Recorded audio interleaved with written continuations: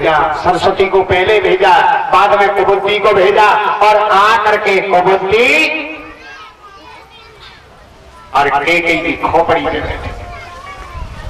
केकई सोच करके बोली कि मंथरा जो कह रही थी वो बिल्कुल सही बात थी। मैंने उसको डांट दिया, फटका दिया, नाना प्रकार की बात। मंथरा कहने लगी, रानी मैं तुम्हें एक अकल बताऊं, अकल जिससे के भारत राजा हो जाएंगे। कहां जवाब दिया मंथरा, बताई तो देती मुझे, उस अकल को बता दे। तो कहने लगी है कि तुम ऐसा करो, जा करके और रूठा महल में सो जाओ, कोप भवन में, और जब महाराज आए तो बड़े नखरे करना, नखरे और नखरे करना, और महाराज से दरवाजा लेकर के और तुम्हारी केकई को बिल्कुल सेट कर दिया, फिट कर दिया। मंथरा चली गई और केकई ने श्रृंगार उतारा, जुड़ा हुआ है, कोप भवन में लेटी है। और महाराज दशरथ जी जब शाम को गए तो महल में देखा कि केकई नहीं है। पूछा कि केकई कहाँ है? जवाब दिया केकई कोप भवन में है। महाराज दशरथ जी कोप भवन में गए और जाकर के कहने लगे, केकई केकई केकई कहने लगी महाराज दशरथ से, क्या बोलूं?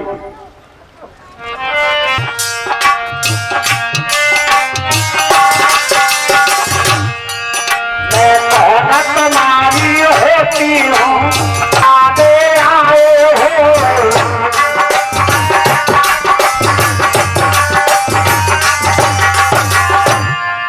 मैं कौन तुम्हारी होती हूँ, क्या मुझे बनाने फरकते हो, बनाने आए हो।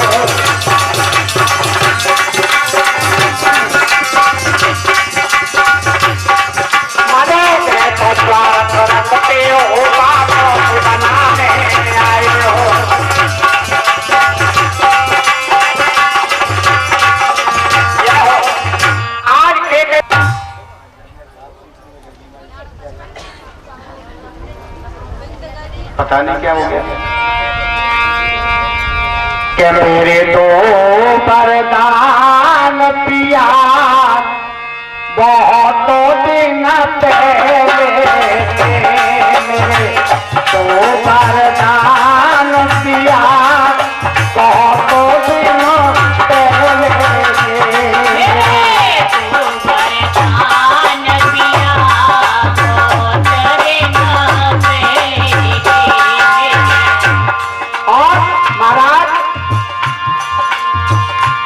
मेरे दो वरदान पिया,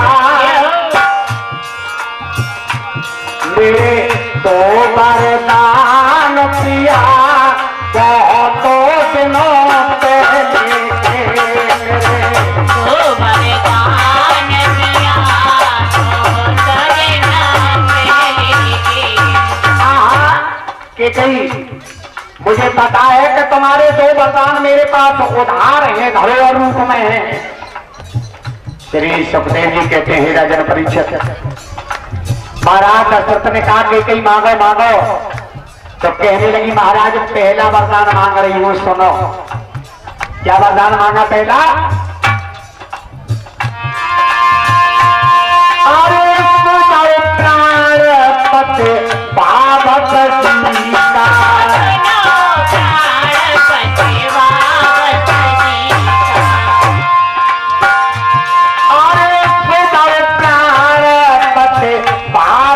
सीता, और महाराज और पहले बर में भरत कूटी का। महाराज पहला वरदान कि भरत के लिए राज चलन। दशरथ जी कहने लगे, कोई बात नहीं है, तुमने जो मांगा कोई बात नहीं, राम जैसा ही मेरे लिए भरत, मैं राम को राजा ना बना करके भरत को राजा बना दूंगा। लेकिन बोली है कि पहले पर में भरत कूटी का, मेरा भारी दो वरदान पिया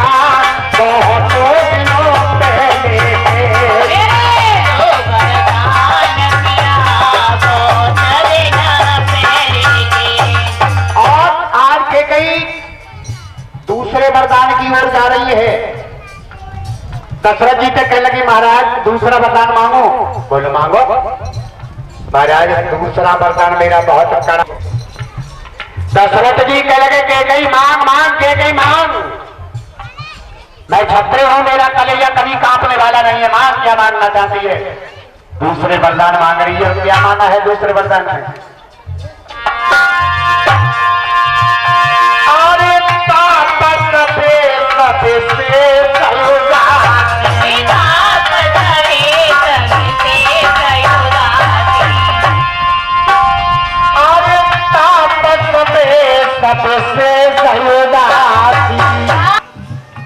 जो राम के बन जाने का नाम लिया एकदम दशरथ जी कहने लगे नहीं नहीं नहीं कैकेयी नहीं नहीं कैकेयी नहीं कैकेयी ये तूने क्या मांगा कैकेयी?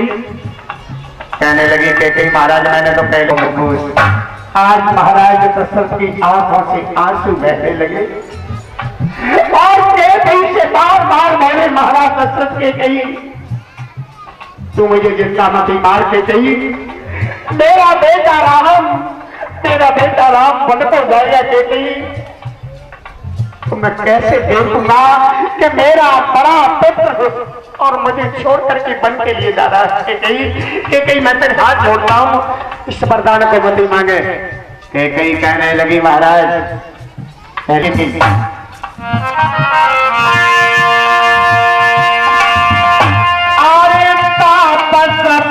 सबसे सयुदासी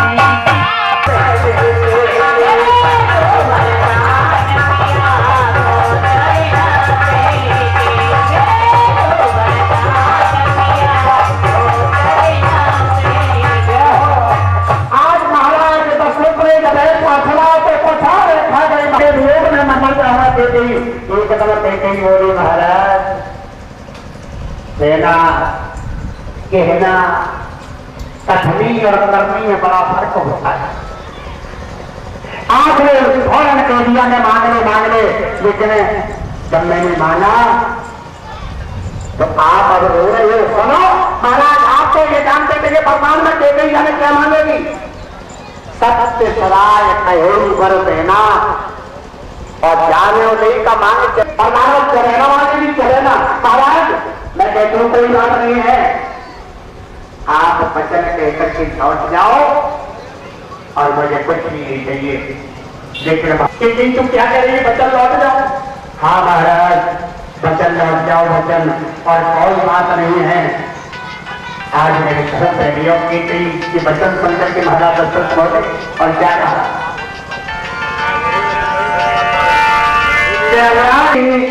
सदा चलिया ताली बजा के भागवतम बैठे चौपाल का न बैठे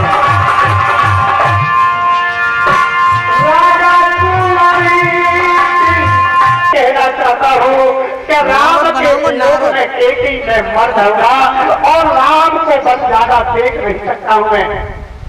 सारी रात महाराज दशरथ मूर्छित पड़े रहे। सुबह हुआ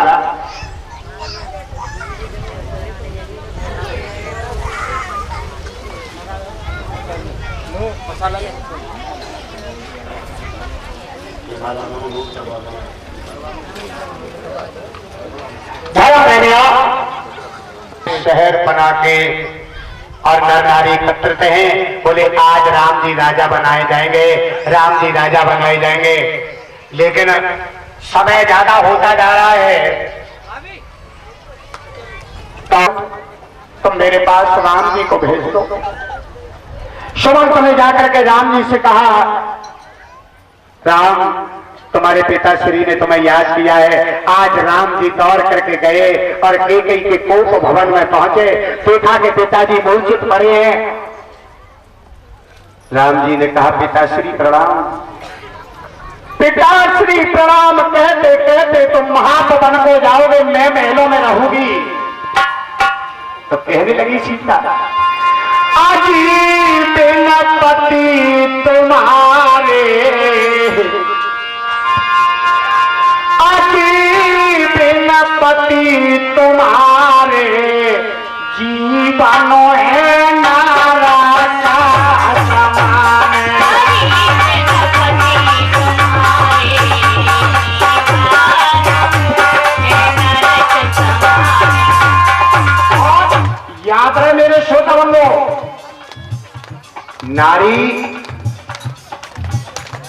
बिना पति के शोभनीय नहीं होती है।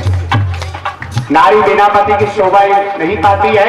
सीता कही महाराज आप वन में और मैं महलों में, पति के ऊपर इतना कष्ट और मैं महलों में आराम से रहूं, नहीं ना। और क्या कह रही सीता,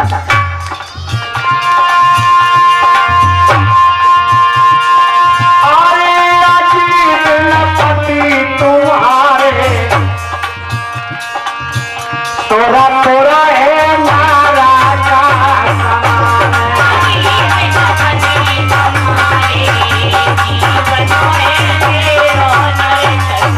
आज बोली सीता महाराज,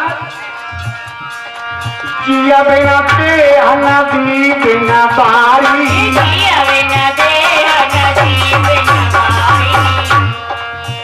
अरे जिया बिना देह नदी बिना बारी, कैसे नाथ पुरुष बिना नारी,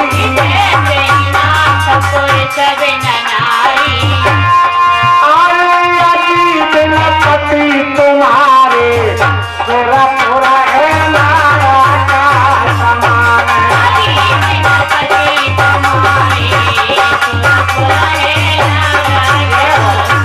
आज बार बार जानकी ने इतना कहा तो राम जी कहने लगे सीते तुम वन के लिए मत जाओ, क्योंकि पिताजी ने मुझे वन का राजा बनाया है, वन को जाने को मुझे आज्ञा दी है, और तुम यहाँ रह करके माता पिता की सेवा करो। सीता कहने लगी नहीं ना, मैं तो जरूर वन को जाऊंगी आपके साथ में। और उधर मेरे धर्म प्रेमियों लक्ष्मण जी ने सुना तो लक्ष्मण जी दौड़ करके आ गए और आ करके राम जी महाराज के चरणों में सर नवा करके बोले, भैया आज तक तुमने बड़ा प्रेम किया मुझे, और आप मुझे छोड़ करके वन को जा रहे हो, मुझे भी आप वन को ले चलो। लेकिन राम जी महाराज ने कहा, भैया लक्ष्मण मैं मना नहीं कर रहा हूं, लेकिन आप जाओ और माता सुमित्रा से आज्ञा लेकर के आओ। राम जी गए माता सुमित्रा के पास में और जाकर के कहा, माता मुझे आज्ञा दो, मैं राम जी के साथ वन को जाऊंगा, वन में जाऊंगा। माता बाहरी माता सुमित्रा, बाहरी माता सुमित्रा आज बेटा लक्ष्मण को सीने से लगा लेती है और कहने लगी, बेटा राम, ओ बेटा लक्ष्मण, आज मेरा जीवन धन्य हो गया।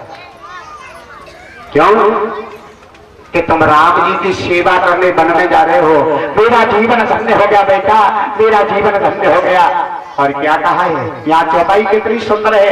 एक दिन मैंने बताया था कि पुत्रवती माता कौन सी होती है। माता तो सभी पुत्रवती हैं, सबके पुत्र हैं, लेकिन पुत्रवती माता कौन सी है। रामायण की चौपाई बता रही है कि पुत्रवती युवती जगत सोही और रघुवर भगत जास सुतो, जिस मैया का बेटा भगवान का भक्त हो जाए वो माता पुत्रवती कहलाने योग्य है। और जिस मैया का बेटा लुच्चा गुंडा लफंगा बेईमान फरारी कबाड़ी हो जाए, महाराज उस मैया से पुत्रवती कैसे कह सकते हैं। बोली है माता सुमित्रा लक्ष्मण से, और क्या कहा, सभी बोलेंगे तालियां बजाते हुए, अरे मेरे लखन हजारी रखिए दूध की बेटा लाजे,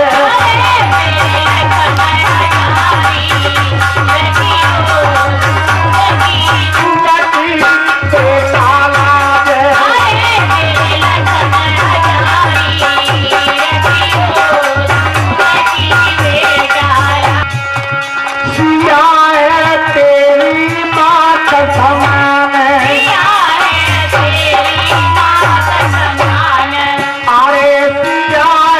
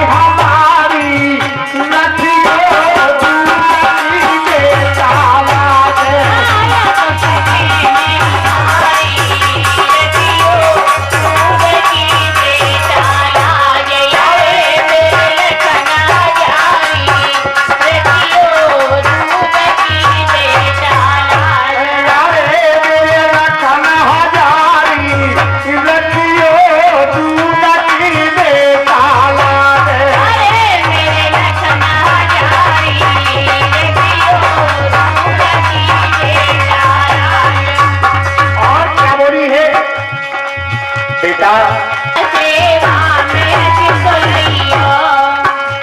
कन्या कमलाल बनी कुजरिया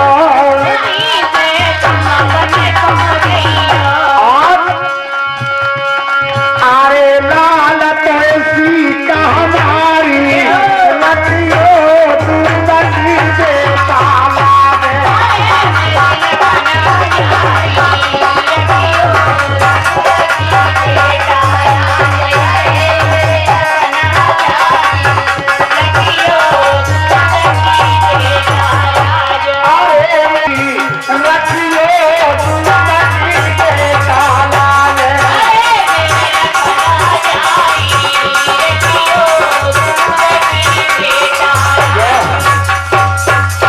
आज माता सुमित्रा ने इस प्रकार लक्ष्मण जी को समझा दिया। श्री सुखदेव का सीता राम जी बन को गए। और देखिए आप लोगों से माफी चाहूंगा कि मैं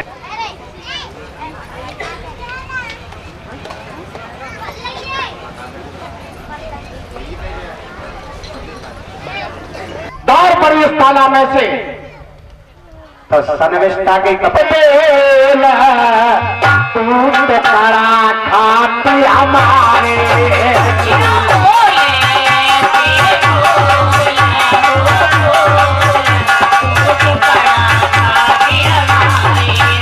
आज बोली सनविष्टा कहते तेरा बेटा मेरे राज्य में भिक्षा करता है और हमारे टुकड़े खाने वाली तू हमसे ही उल्टी सीधी बातें कर रही है। देवयानी कह लगी सही ढंग से बोल। और महाराज दोनों में इतना झगड़ा पैदा हुआ और सनविष्टा क्या बोली मत बोले ऐसे बोला तू टुकड़ा खाते हमारे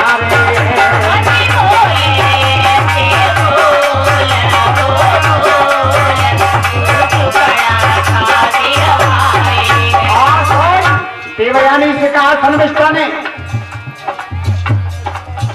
तोरे जाको सबक सिखाए देंगी और राजधानी पे भगाए देंगी।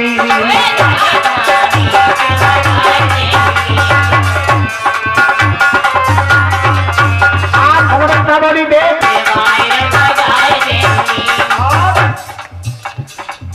कह रही सुन आए थे बोला तू टुकड़ा खाते हमारे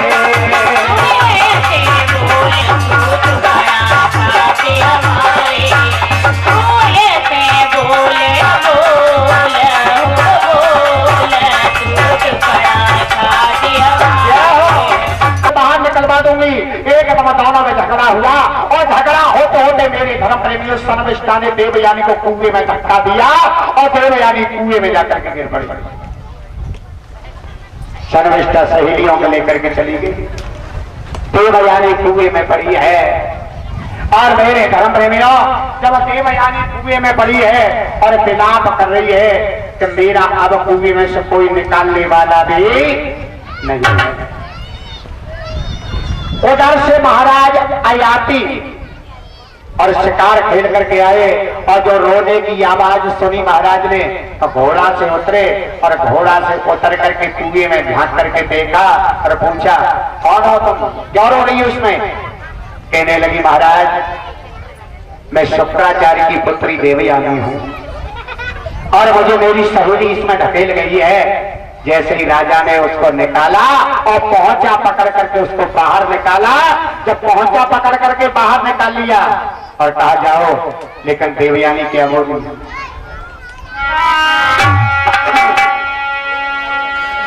के पहुंचो पकड़ो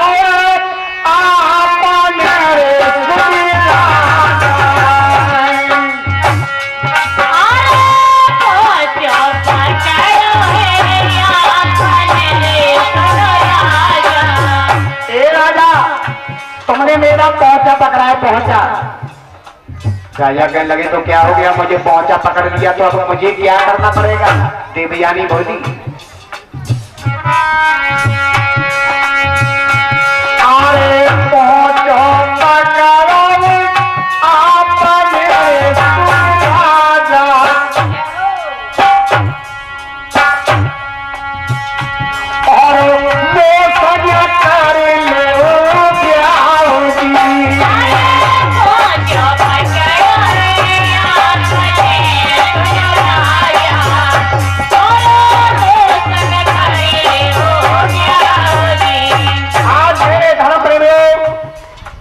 जब देवयानी ने कहा तो महाराज अयाती कहने लगे, ओ लड़की पागल तो नहीं हो रही है? और क्या कहा अयाती महाराज ने? अरे मैं छत्री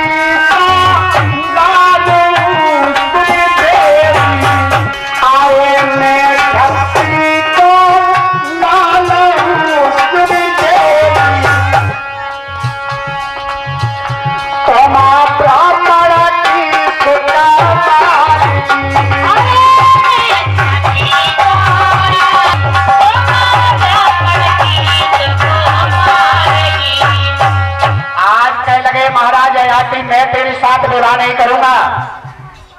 तू ब्राह्मण की बात की है,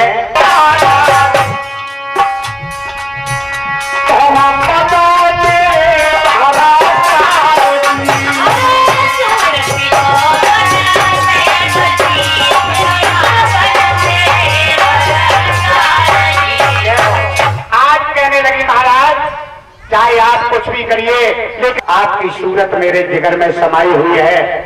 और बोली क्या कहने लगी है?